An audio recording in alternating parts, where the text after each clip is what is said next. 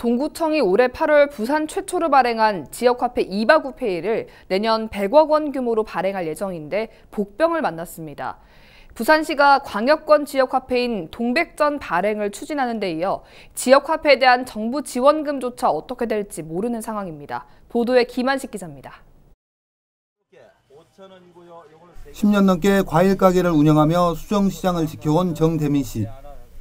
올해 초까지만 해도 앉아있는 시간이 많았지만 최근 손님 맞이에 바쁩니다. 이런 모습은 시장 곳곳에서 볼 수 있습니다. 전성기와 비교할 수는 없지만 올해 초와는 확연히 다른 모습입니다. 과일 가게는 지금 비수기지만 실제 매출은 성수기와 비슷한데 결제 금액의 15% 정도는 지역화폐 이바구페이입니다. 매출이 10에서 15% 정도 늘었고요. 시장을 찾는 손님들이 점차적으로 늘어나고 있는 것 같습니다. 삼복도로의 한 미용실. 어르신들이 머리를 손질하기 위해 차례를 기다립니다. 특별한 날에나 찾던 미용실에 최근 어르신들의 발길이 부쩍 늘었습니다. 좋지요. 모욕도 하고 머리도 하고 뭐 남하는 사람들하고 그래. 그래 고맙지 그 많이 주니까. 폐업 위기에 몰렸던 삼복도로 미용실과 목욕탕에 최근 손님들이 늘고 있는 추세입니다. 매월 지역 어르신께 지급되는 품위 유지비가 지역화폐로 전환됐는데 사용처는 동네 미용실과 목욕탕으로 제한됐습니다. 거기다 영세업자를 위해 단말기 설치까지 지원하면서 이용률이 크게 늘어난 겁니다. 이런 정책은 곧바로 지역 소상공인들의 매출 상승 효과로 이어졌습니다.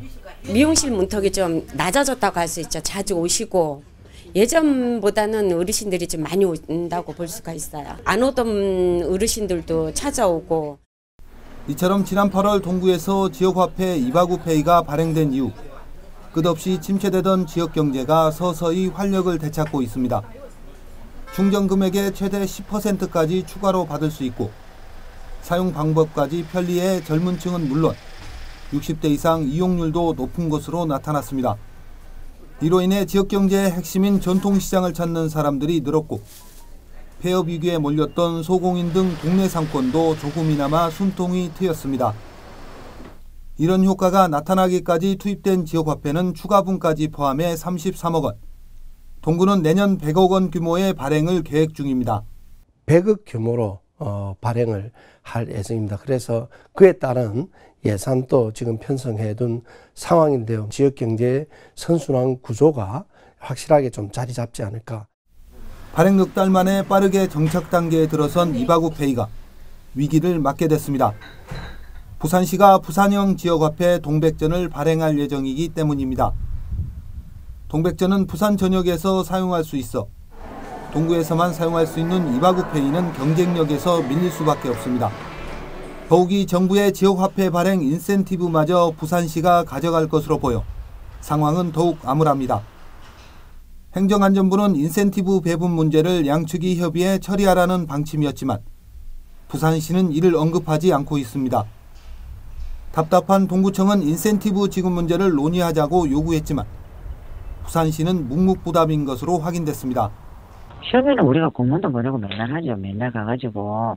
근데 그 중앙에 거조차도 이제 지금 안 주겠다는 거지. 침체된 지역 경제를 살려보겠다며 기초자치단체에서 어렵게 지역화폐를 발행해 정착시켰지만 해가 바뀌기도 전에 벌써 자초 위기에 놓였습니다. 보거던 부산시장은 지방자치의 독립성을 높여야 한다고 목소리를 높여왔지만 정작 일선 기초단체가 먼저 도입한 정책에 대해서는 부산시가 면밀히 고려하지 않고 일방통행식으로 처리하고 있는 셈입니다.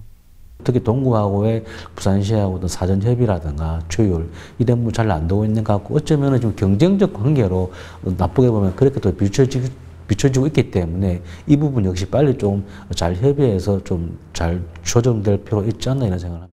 취재진은 부산시의 정확한 입장을 확인하기 위해 수차례 연락을 시도했지만 결국 듣지 못했습니다. 헬로티비 뉴스 김한식입니다.